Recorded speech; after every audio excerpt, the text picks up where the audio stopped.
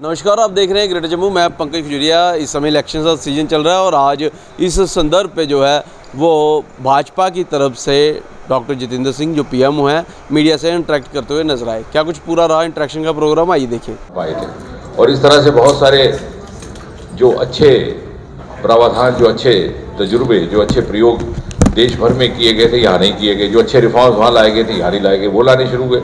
और हमारे रिसोर्सेज को कभी पूरी तरह एक्सप्लोर नहीं किया गया। और जब किया गया तो हमारे पास इतने अपार रिसोर्सेज हैं।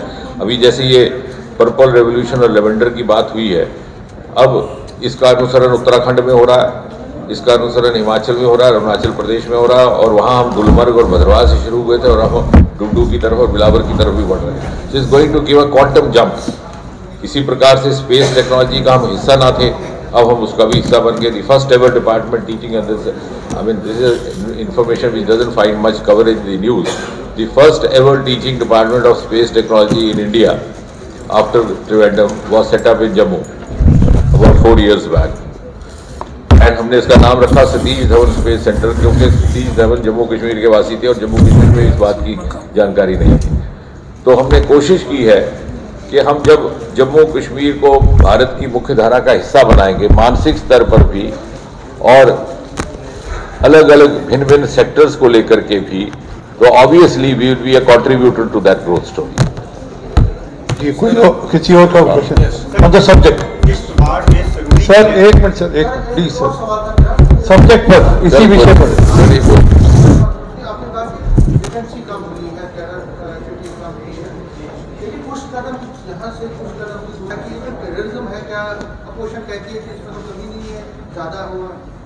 अपोजिशन, देखिए आपने हमको भी समझाना है और अपोजिशन को भी समझाना है, क्योंकि आज युग है तर्क तथ्य तुलना, एविडेंस बेस्ड।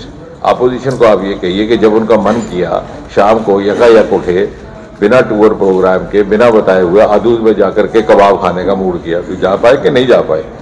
जब मन किया उठ करके लाल चौक पे जाके आइसक्रीम खाई। इन्हीं अपोजिशन की जब सरकार थी कांग्रेस की, केंद्र में भी कांग्रेस की सरकार, यहाँ पे भी गठबंधन में, तब ये साहस नहीं करते थे अपने कमरे से बाहर निकलने का। आज अगर खुली हवा में घूम रहे हैं और जब मर्जी करे उठ करके और इस पर घूम जा रहे हैं, तो हमने तो इनके लिए भी आजाद फिजा पैदा किया। और दूसरा, on a serious note, I think the biggest testimony of the normalcy and peace having returned, particularly the Kashmir valley, is the tourist flow. जब 2.5 करोड़ टूरिस्ट आता है तो वो आपके कहने से नहीं आएगा, मेरे कहने से नहीं आएगा, सरकार के कहने से नहीं आएगा, मीडिया के कहने से नहीं आएगा। जब कोई व्यक्ति अपने परिवार को छुट्टी के लिए ले जाने की योजना बनाता है तो अपने सूत्रों से पता करेगा, किसी अपने कुलीग से पूछेगा, अपने दोस्त यार से पूछेगा, कोई अपना परिचित वहाँ पे काम कर रहा है उससे पूछेगा कि भाई साहब मैं इस तरह से बच्चों को लेकर के आ रहा हूँ, वातावरण सुरक्षित है कि नहीं है। और जब वो सुनिश्चित हो जाएगा तब जाएगा। तो ये आई थिंक हमारा और आपका सबका ये दायित्व है कि we go by the objective evidence. मैंने कह दिया आप मान लें, मैं ये भी नहीं चाहूंगा, वो कह दें आप मान लें, वो भी इंसाफ नहीं होगा। जम्मू कश्मीर के लैंड और एक मिनट पहले से आपके पास आ रहे हैं, आपके पास आ रहे हैं। जम्मू कश्मीर के लैंड और रिसोर्सेज पर रीजनल पार्टीज का दावा है कि पहला राइट यहाँ के लोगों को जो है दिलाया जाएगा। अगर गवर्नमेंट आपकी इलेक्ट होती है, क्या यहाँ के लोगों को प्रायोरिटी दी जाएगी? जैसा कहा जा रहा है कि बिजली की प्रोडक्शन ज्यादा यहाँ है, सप्लाई बाहर। ऐसा है। वो इसलिए है कि हमारे यहाँ पर आजकल अध्ययन की कमी हो गई है, मैं कहना अच्छा नहीं लगता, हमारे स्तर पर भी और आपके स्तर पर भी। There is already a standing formula called Gadgil formula, और गाडगिल फार्मूला ये कहता है कि अगर आपकी बिजली की जितनी पैदावार जिस स्टेट में होती है, 50% उस स्टेट का हिस्सा होता है, 35% नेबरिंग स्टेट्स का और 15% सेंट्रल ग्रिड का। हम गायबाना बयान छोड़ देते हैं, बयान छप जाता है, उधर से जवाब भी आ जाता है। So this is nothing new. और ये भी जब मैंने कहा कि जब main streaming of Jammu Kashmir होगी तो जम्मू कश्मीर उस ग्रोथ स्टोरी का हिस्सा बनेगा। तो ये जो प्रावधान देश भर में लागू है, यहाँ पर भी पूरी लेटर एंड स्पिरिट में लागू होंगे।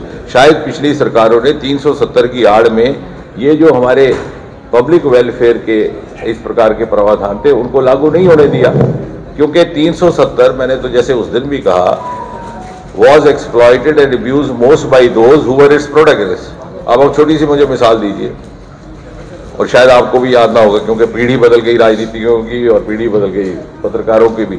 1975 में जब इंदिरा जी ने इमरजेंसी लगाई तो 42 और 43 अमेंडमेंट आता है, जिसके तहत एम्बलम बदलता है, जिसके तहत विधानसभा और लोकसभा का अवधि काल 5 साल से 6 साल कर दिया जाता है। क्योंकि उनके पास इंटेलिजेंस रिपोर्ट थी कि अभी चुनाव कराना अनुकूल नहीं रहेगा कांग्रेस पार्टी की सरकार की हर जगह।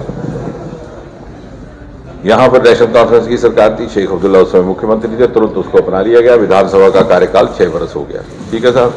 3 वर्ष के बाद सरकार बदलती है, मोरारजी भाई देसाई वहां पर प्रधानमंत्री बनते हैं। 45-46 में अमेंडमेंट लाके उसको रिवर्स किया जाता है और देश भर की सारी विधानसभाओं और लोकसभाओं का अवधिकाल पुनः 5 वर्ष किया जाता है। लेकिन यहाँ कहा कि नहीं साहब 370 हम नहीं लेंगे।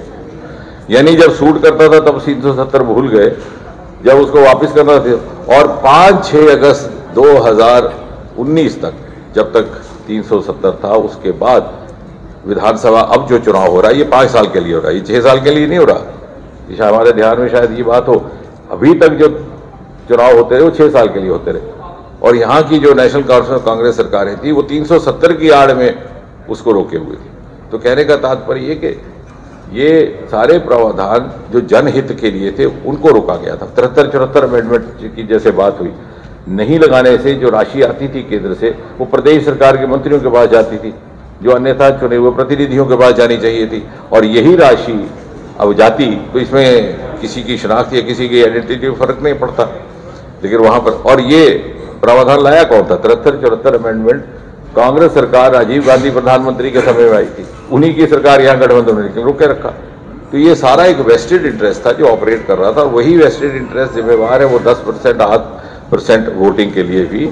जब हम उससे मुक्त हो जाएंगे और धीरे धीरे हम मुख्य धारा का हिस्सा बनेंगे तो हमारी ग्रोथ स्टोरी शुरू होगी। और हमारे पास इतना सरमाया, और हमारा youth is very aspirational. Jammu Kashmir का यूथ बहुत ही आकांक्षी है, but he had given up somewhere.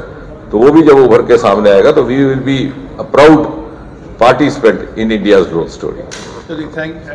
चलो, स्थिति अनुकूल है कश्मीर की, कश्मीरी पंडितों की वापसी कब होगी? नहीं, वो तो धीरे धीरे वो प्रक्रिया चल रही है। एक समय आएगा कि वहाँ पे वैसे ही 10 साल हो गया। सर, किश्तवाड़ में सरूरी की रैली में नारे लगाए गए हैं, यहाँ क्या चलेगा निज़ाम मुस्तफा? आपको लगता है कि उनके खिलाफ एक्शन होगा? वो तो इसमें मैं नहीं पढ़ना चाहता। ये तो कानूनी जो कानून कहता है उसके मुताबिक law and machinery will take a call. लेकिन चुनाव के समय बहुत सारी ऐसे, मैंने कल भी कहा था, दी opposition is still trying the tricks of the last election but the voter has moved on. अब बहुत सारे नाराबाजी से जो खासतौर से हमारा युवा वोटर है वो बहुत ज़्यादा मुतासिर और प्रभावित भी नहीं होता। He goes by the evidence and he wants to be the part of the development journey, the growth journey led by prime minister Modi. बाकी हाँ, जो देशद्रोह के नारे हैं उनके बारे में क्या कार्रवाई होगी मुझे विश्वास है वो तो यहाँ की सरकार उसका संज्ञान लेगी। सर, 335 से कोई डिसीजन सुप्रीम कोर्ट ने भी दे दिया, लेकिन नेशनल कॉन्फ्रेंस और पीडीपी अभी भी मानने को तैयार नहीं है। मैनिफेस्टो में भी डाल दिया, लेकिन मीडिया घर में से बातचीत करते हुए कह रहे हैं कि 100 साल तक वापस नहीं आएगा। लेकिन मैनिफेस्टो में लोगों को कह रहे हैं कि हम वापस लाएंगे, रेजोल्यूशन लाएंगे असेंबली के अंदर। इसे सर कैसे जम्मू की जनता देखेगी? नहीं, सबसे पहली बात तो ये कि ये अब मुद्दा ही खत्म हो गया। लेकिन अभी मैनिफेस्टो में सर प्रमोट किए जा रहे हैं। वो कोशिश है, मैंने जैसे कहा ना, they are trying the tricks of the last election. लेकिन कश्मीर का जो घाटी का आम आवाम है जिसको वो शायद अपील करना चाह रहे हैं वो भी इस बात से प्रभावित नहीं होता। He wants to move on. 3 पीढ़ियां गुजर गई, 30 साल गुजर गए, and the youth of Kashmir does not wish to miss the bus. वो देख रहा है कि किस तरह से अनेकों अवसर मोदी जी के आने के बाद देश भर में उपलब्ध हुए हैं। वो अपने आप को उससे वंचित नहीं रखना चाहता और ये सारी उसके लिए बाधाएं हैं। बहरहाल कितनी सीटें भाजपा ले पाती है और इस इंटरेक्शन के बारे में आपकी जो वैल्यू राय होगी कमेंट सेक्शन में जरूर रखिएगा। देखते हैं greater Jammu camera person Arjun Singh के साथ मैं पंकज खजूरिया। जय हिंद।